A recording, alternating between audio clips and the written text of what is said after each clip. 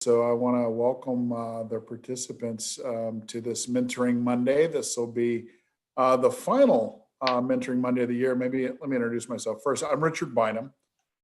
So I am, among other things, the Chief Corporate Responsibility Officer for PNC Bank, the immediate past president of PNC in Greater Washington. And I know that I've got a couple members of the Education Subcommittee with me today. I think SIAG Jones up there, and I know Tony Bush had signed up. Any other members of the Education Committee join the call? Oh, there's Lynette. Hey, Lynette, how are you? Good, thanks. Nice to see you. Anyone else? All right, great. Well, on behalf of the Education Committee, I want to again welcome you to this final Mentoring Monday of the year. This is a series of sessions where the Economic Club scholars can gather and hear from a variety of resources, and including our network of members, emerging leaders, and alumni. And I hope that everyone's enjoyed these sessions. I've had an opportunity to partake in a couple of them, and they've been terrific. But I'd encourage you all to stay engaged and connected, and we're going to restart these Mentoring Mondays in January of 2021. Yay! Can we say yay for 2021? Gets here. So stay tuned for those announcements and those invitations. But let me share just a moment or two about my reflections on the importance of this, as well as sort of planning and achieving of goals, and some advice. I spend a fair amount of my time, honestly, talking to associates throughout the bank who have an interest in moving their careers forward, and I'm always struck by the fact that you're talking with young men and women who have done all the right things. They've gone to school, gotten great grades. We were fortunate enough that they found PNC or PNC found them. They got to have a great job. But when you ask them about talking about what goals do you have personally or professionally, or where do you see yourself in 3 to 5 years, those are some of the hardest questions that they have to answer, because they've never, in many cases, never really had to worry about it before. There's always been kind of a road to where they were headed. And so I think these kinds of sessions are so important because, just like everything else that we learn, you don't get very many places unless you're intentional. And you usually, when you're intentional about something, you have a plan. And so I think having a plan and being able to outline how you're going to achieve those goals, be it career or personal, is so important. And so take this is really valuable time. We have a lot of folks on the line.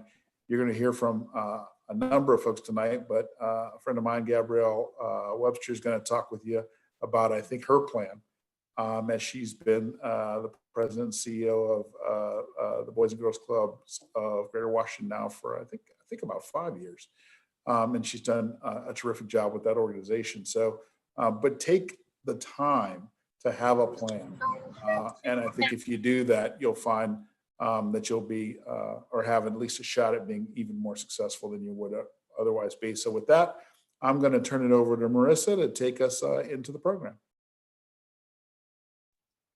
Thank you so much, Richard. That's so important. Intentionality is so key.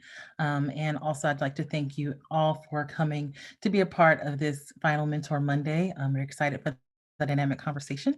I just wanted to let folks know, I believe a lot of you guys have participated in these before, so you know that we'll start off with a panel discussion and then go into some breakout rooms for some more networking and connecting. For those of you who don't know, that's what we'll be doing, and we encourage all those who are a part of those small breakout groups to introduce yourselves and make sure that conversation flows, because I think it'll be really valuable, especially for our scholars who are making some important plans for their future in the coming years. So I'm happy and have the privilege to introduce our speakers for this evening. Moderating a conversation will be our very own Jonah Jackson, who is a 2014 scholar. He attended and graduated from Theodore Roosevelt High School, and then he continued to his education at Mercyhurst University, where he studied international relations and affairs and graduated magna cum laude. He's been attending Villanova University Law School, where he'll be graduating next year and planning to work at Reed Smith LLP. He's interned with them for the past couple of years. And while he was a scholar, Jonah participated in our economic club internship program where he worked with the group, a consulting firm. Jonah will be moderating our discussion, and we look forward to seeing a version of his leadership and interviewing skills. We also have Gabrielle Webster, who's our star of this evening, who will be featured speaker. She is a Baltimore native and now serves as the president and CEO of the Boys and Girls Club for Greater Washington. She graduated from Xavier University with a bachelor's in chemistry and a master's from Atlanta University in physical chemistry. She has a wide variety of professional experience and leadership and success in both the nonprofit and public sectors. She's continued to raise over $220 million for the Boys and Girls Club in the Mid-Atlantic area. And she's had a high level of excellence and quality in the services and programs offered to youth in the metropolitan area, especially in underserved areas. Under her leadership, the number of youth served has grown from 13,000 to 21,000 annually, and 3 new clubs have opened. So we're excited to have her join us this evening and share tips on how she set her goals throughout her career and has achieved them. So Jonah, I'll hand it off to you. Thank you. Thank you, Marissa, and thank you for that introduction. So Ms. Webster's going to jump into these questions we have here. I know we have a limited amount of time, but first question, here we go. So in your previous interview with David Rubenstein, you mentioned that you were initially a chemist in your early career. What was the transition like leading into science lab and then going to community leadership and nonprofit leadership? Thanks, Jonah and Marissa. Thank you so much. It's great to be here and see you all this evening.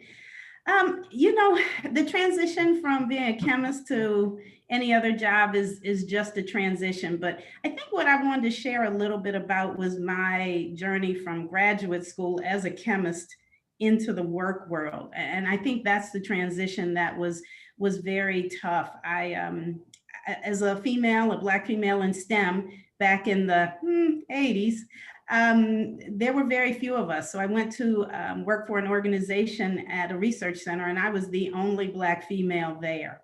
And that was the transition that was very challenging for me. Trying to fit in when there was no one that looked like you was very difficult, especially at the age of 23. And I think what I learned from that is you continue to do your best, even when things do not go well. You learn from those challenges and you take those experiences with you wherever you go. I didn't stay but 2 years, but when I went to my next job, I was able to really utilize that. It built up a fortitude within me. It gave me I would say I'm never going to fail. I have got to find ways to succeed, even with the people around me don't want me to succeed. And I think that has followed me throughout my career. So it wasn't so much chemistry to any other type of thing, but it was really just learning how to handle very tough situations, which were very different from being in college. Being in the work world for yourself and having that first really challenging experience taught me an awful lot. And I still use those things today. So it seems as like chemistry was not your end all be all, like your ultimate goal, kind of like a stepping stone per se. What would you say to young adults who think they have their whole career planned out right here, right now? I would say there's about 0 chance of that ever really happening. We all major in something, and that is your first thing that really gets you started. It tends to be what you're good in, it tends to be what you like, and you may have changed your major 3 or 4 times while you were in college, but you come out with a degree. And basically that to me means that you have the ability to learn. You have the ability to fit in and do your best within a job. You have the aptitude. The attitude is something that's important too, but I think most of us have these degrees. It gets you started, but no path is straight line, and you take detours and you get promotions and you get lateral moves. And those lateral moves, I would say, are sometimes the most important ones that you have, because you learn some other skill that you didn't have, and that then prepares you. I would say for me, all of the things that I've done up till now prepared me for this current job as, CEO of the Boys and Girls Clubs. I use every skill that I have and have learned. So I think you take that degree with a grain of salt and you go out and you get started, but do not close yourself to any fabulous opportunities based upon what you think your goals may be 10 or 20 years from now. Typically 3 or 4 years, maybe 5 is as far as you can really plan in my experience. But how did you know it was time for you to transition to another phase in your life, another career path? Were you no longer passionate about chemistry? I happened to be very lucky at Kodak. I was in a high potential program and was able to do engineering, university relations, and then got into sales and marketing. And that's when I really found that chemistry was a great background, the analytical, the organizational skills, but it wasn't my passion and what I enjoyed. So being able to move into sales and marketing was what really led me to being in the nonprofit. It took those skills plus the passion for helping people that allowed me to make that stepping stone and to realize that this was what I was supposed to do in life. And, I've spent the last half of my career, the last 14 or so years in nonprofit, helping people. And it's just gratifying at the end of every day. Do you still use some of those chem skills in your current role or no? Absolutely. Again, organization, analytical are all important. I think one of the other things that's helpful is when you have a STEM background, when you talk to people, first of all, they tend to think you're smart because you've done chemistry or physics or math. It just happens to be what you're good in. So that's beneficial. But absolutely, all of the things that you learn in college, it comes down to that skill set that you will learn, not necessarily everything in the course, but the whole process, the studying, the being prepared, your soft skills. Those are things that you will take with you throughout your entire career. And I certainly use them each and every day. I think you're definitely being too nice about the fact how hard STEM is, and like goal setting, how it takes to get through a major like that. But like, did you goal set semester to semester to make it through that process? Because that's impressive no matter what. Thanks, Jonah. Spoken like a true attorney. My mother was an English teacher, so English was my difficult subject. And What's easy? I can science. do words all day. It's amazing. People have different skills. But I think, yes, every semester built on the last one. And what I've always done is created stretch goals, because I always found that a regular goal sets you to just so high. But if you set that stretch goal, you take yourself above your comfort level. It's almost like when you all apply to schools and you apply to the ones you know you can get in, and then you're kind of the ones you like, and then the dream school. Well, if that stretch goal is your dream school, even if you don't quite get to that one, but you get to, if you don't get to Harvard, but you can still get to, Penn State, I'm not sure, I'm just picking, but you still have been very successful. And if you have enough of those successes to build upon time after time, then you will find yourself in the winning category. So I'm definitely a big goal setter myself. Is there anything you do when you goal set? Do you like write it down on a piece of paper and put up on your wall? Is that something you did? Yeah, I'm a sticky note person, and I tend to look at them and cross them off and change them. Even my goals haven't stayed stagnant. They have to change as you change. And so as you move and do different things in your career, but you have to be a lifelong learner. If you just sit where you are, you will fall behind.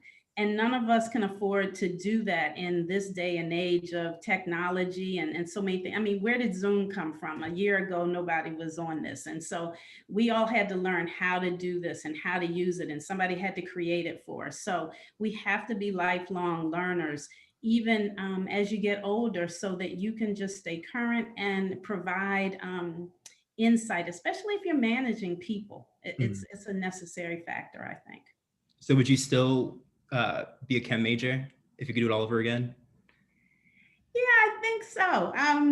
I thought I was going to be a doctor once upon a time, and then I realized that, it was expensive, and I wasn't sure what I really wanted to do. So I took a detour and was lucky enough to get a fellowship to go to graduate school for free, and the cost was proper and worked for our family.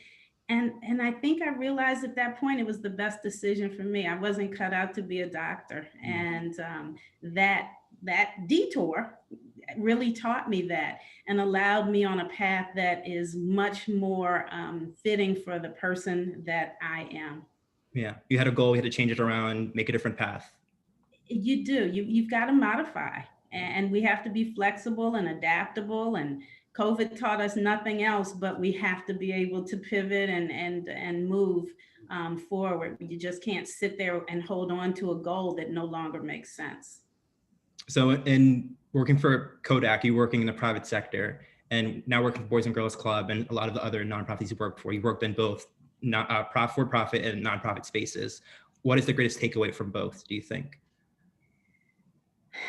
I think the most important thing that I've learned is integrity and ethics are the most important things that you have. It's only your name, and you take that with you. People and work are the same, whether it's nonprofit or for profit. We all have goals that we have to achieve, whether it's for the stockholders or your boards or whomever you are working for. I think just the difference for me, I'm much more passionate about making sure that the people that that need help are helped. Mhm. But make no mistake, if I don't handle business each and every day, Mhm. this nonprofit will not succeed. So there still are the same things that you have to do. You still have to manage people. You still have financials. You have budgets. You have challenges. And so you have, situations that have to be handled that are difficult. So I don't think that matters at all. In fact, when I went to college, I didn't even really understand that there was something that you could major in nonprofit. I'd never even thought about this. And when the opportunity came to me, I just realized this is an amazing challenge, and it's just the coolest job I could ever possibly imagine. Do you It's the think, hardest job too. I yeah, would say that. but goal setting makes it a lot easier. You, by piece, you kind of reach your goals. Absolutely. I mean, Richard was saying it earlier, you have to have some goals because you don't know what you're working towards.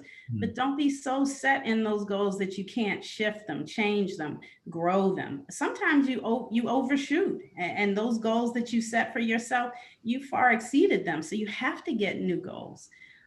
There are some times that you won't quite reach one, but that's okay. You dust yourself off and you pick yourself up and get on the next portion of it.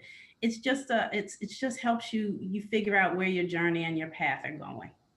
I think Richard mentioned that you've been in your role now for 4 years at the Boys and Girls Club as president and CEO. What are some of your goals that you have currently for that role?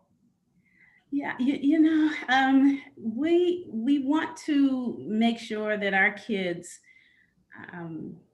leave the club with the best opportunities possible. And I think that this year with the pandemic, with so many deaths, I'll just mention George Floyd and the social and racial injustice, it brings light to the difficulties and the challenges that many of our kids are facing. And I think my goal is to see as many of our children, our youth as possible, to transcend that, to create legacy wealth for their families, going to college and having their kids go to college and really be able to have the lives that they deserve. So my job every day is to ensure that they have the best possible experience. And in any way that I have a part in that, it's a good day. Is there ways you find that you can measure like how you're achieving that goal and meeting those metrics that you set for yourself? Yeah, well, besides, I used to be able to measure it in hugs because Awesome. I see my kids, it's not the same now. But I think I look to our staff. My staff are very sure to tell me when I'm doing well and when I'm not. I have a board that also does that. But I look at our kids. 98% of our kids graduate and go from high school and go on to their next thing in life. And 93% of our kids go into college every year. And so those are the types of numbers that make me feel proud. And I get to see them when they come back and they tell me how they're doing and how Boys and Girls Clubs has helped them to be comfortable, to get started, to be proud of who they are, to brush themselves off when they need it. And then they know where to come back if they need some support or additional help to move them forward. So it's a family. And while we have challenges, we have so many great things to be thankful for. And it all comes right back to those kids and their success. I just want to quickly mention to those watching that you can shoot me a question in the chat if you want me to ask Ms. Gabrielle Webster those questions, or if you can unmute yourself and ask her yourself as well. I'm going to jump to my next question for you. Okay. So you talked about your goals. How do you approach turning those goals into reality? You already talked about them writing them out on paper and putting them up on a bulletin board and then being able to change them if you need to. But what's your step-to-step approach to doing that? I think it's hard work because I'm very organized. I do. You mentioned it. I tend to write things down and really plan things out step by step. I often run those by, one or two people that I trust to see if I'm making sense. Am I missing something? Because in my role, I don't want to miss anything because that really affects those kids' lives. So personal and professional, it just becomes a write things down and move through those processes and make sure that things make sense. And again, that goes back to the analytical. But I think that whenever you have a goal it needs to have some fun, some enjoyment. It can't be drudgery. So make sure that those goals are things that are enjoyable to you also, as well as productive for you. And I think you can follow those goals forever and just figure out where they are and where your next path is. Yeah. And you have different stages in life. College is one great stage, early career, and then mid to late, and then you start thinking about retirement, and it happens quickly. How did so you talked about having to change goals as well. So COVID is one of those things that kind of pop up and you have to change your goals and shift positions. So how are you keeping in mind those goals and accommodating for COVID? We pivoted quickly. We went from an after school program to serving the kids of essential workers for full days. We are doing learning pods now, 12 hours a day in 13 different locations, making sure kids have access to broadband and computers and mentors to help them as they get through their daily schoolwork, as well as doing youth development programming after school at 3 o'clock. We've created a virtual platform for kids that don't have anything but a cell phone. So I think something like this makes you become creative. You have to adapt. You have to stay relevant. And the bottom line is it's our job to help young people any way we can. And so that's what we've done, is help them and help their families. So many kids right now are struggling, probably more than many adults are, because they have less control. And it's up to us. So we're doing just that. You pivot, and I look forward to the day when we can go back to whatever, some sense of normalcy again, if it looks the same or somewhat different. But right now we're doing what we need to do. So I just got some questions for you from the audience. Okay. First question is from Jonathan Wade. He asks, do you consider your personal goals in connection with your organization's goals? Have you ever made them parallel? Yeah, I think you do. I mean, there are some personal goals that you have that are totally different, to travel or to learn a language, but I think you better yourself with your personal goals, and that translates into your work life also. I think that a happy and content person on the professional side really helps the professional side also. But the things that you learn just translate into your whole life and who you are. So I think they may be different, but they do intersect, and they certainly benefit one another. Another question for you. What did you learn from your transition into the public sector in terms of success? From the public sector to the nonprofit? Yeah, I'm guessing it's from the private to the public. Yeah. Okay. Yeah. So I think that what I learned is there's very little difference between the two. Success is still success. They may be judged differently. You may have different parameters by which you're looked at, but you have to be successful in whatever you do. I would say failure is not an option. It's just not for me as in this role in particular. But I do I think there's not a ton of difference. The challenges are more. I think that raising money in a nonprofit is a lot harder than doing it in the private world. Yeah. Yeah, I think raising it versus trying to sell things has been a little bit more challenging. But I don't think there's a lot of difference between the two. You carry yourself the same way. You still want to rise in your positions. You still have coworkers. You're still managing people. It's just the benefits and features of a product in the nonprofit tend to be people. And that's the biggest thing. And it touches my heart in a different way, which allows me to be able to do, I think, a better job. I know you mentioned that definitely in your role now, that failure is definitely hard to take. If you have a failure, there's more weighing on it. But can you share a time in which you did not achieve a goal that you set for yourself, and what did you do next to kind of come back from it? Got so many that I can't even mention them, I'm sure, Jonah. I think I don't really focus on when I didn't achieve a goal versus what do I do if I didn't achieve it. But again, I talk about the stretch goal. And, if you're trying to get to a certain level, you didn't get that 100 on your test, but you got a 90. Okay, you still did well, but. And he's not bad. Yeah, no, I can take that. And so that's the thing. It's how you look at it. But I think we all have failed at something, if you want to call it failure. But that's what you learn the most from. Whenever you make those mistakes, how do you change it? How do you do better? When everything is just, 100, 100, 100, it becomes the expectation and you're at that place. But what else are you learning? How do you get better if you're already there? So I think you learn from those challenges that you face in achieving your goals.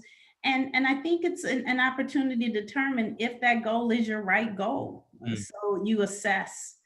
And I think that's what you really learn is which direction do you want to go now? Does it fit you? Is it the right one? Or you just didn't do well? Or maybe you weren't at your best, or this is not your forte. Okay. I have one more question before we go out to the breakout room. This is going to be our final question for you. Why do you think it's important for alumni and students to stay involved with the economic club? And how can we use this opportunity to reach our goals?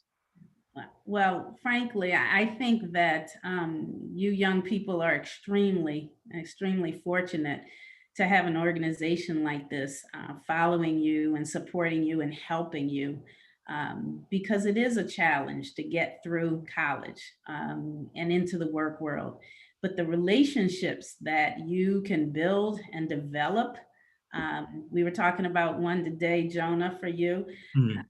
It's immeasurable. You cannot put a price tag on these relationships. And I would say to each of you, please take advantage of each and every relationship, each and every opportunity that you have to develop with these people. And when you move forward, please don't let them go. Hold on to them. And I have mentors that have been helping me for 10, 20 years, and I still go to them. You will find that they will be able to help you in ways that you didn't even know you needed until you needed them. So I wish I had had an economic club mentor when I was coming through school. So please stay in touch and utilize them to the best of your abilities. Well, thank you so much, Mrs. Webster, for your time. And with that, I'm going to pass it back to Marissa for our next breakout session. Thanks, Jonah. Thank you, Jonah. And thank you, Gabrielle. What a wonderful conversation and such wisdom insight. I was typing up just great nuggets of quotes from Gabrielle as she was speaking, because it's so important. Even if you set a goal, if you don't reach it, there are things that you still can achieve and learn from the process. So it's so exciting. And I really love the last question, because it's a perfect opportunity to take advantage of the connections of the Economic Club by participating in an awesome event like this and networking in our breakout rooms, which are coming up right next. Just as a reminder, we'll have about, I want to say 20 or so minutes to have conversations in smaller rooms. I will ask all of our scholars if you could please turn on your cameras so that when you go into the rooms, you can have just a more interactive discussion. And I want to encourage everyone when you go into your rooms to introduce yourselves. Members who are on the line, we have some awesome members who are here who've been great participants in previous Mentor Mondays. And so I'd like to ask you guys just to make sure that the conversation flows well and that everybody has a chance to speak and introduce themselves. And scholars, as you introduce yourselves, I would encourage you to share a goal that you have, a goal that you have had, or a goal that you are shaping and still trying to figure out, so that our mentors and alumni and members who are in your rooms can provide you with some great feedback and just spark an awesome conversation. So with that, are there any questions before we break out first though? Awesome. Well, thank you again for a wonderful panel discussion, Jonah and Gabrielle, and thank you all for being here this evening. We will come back about 2 minutes before 6 just to say goodbye and good night, but enjoy your breakout rooms and looking forward to the discussions.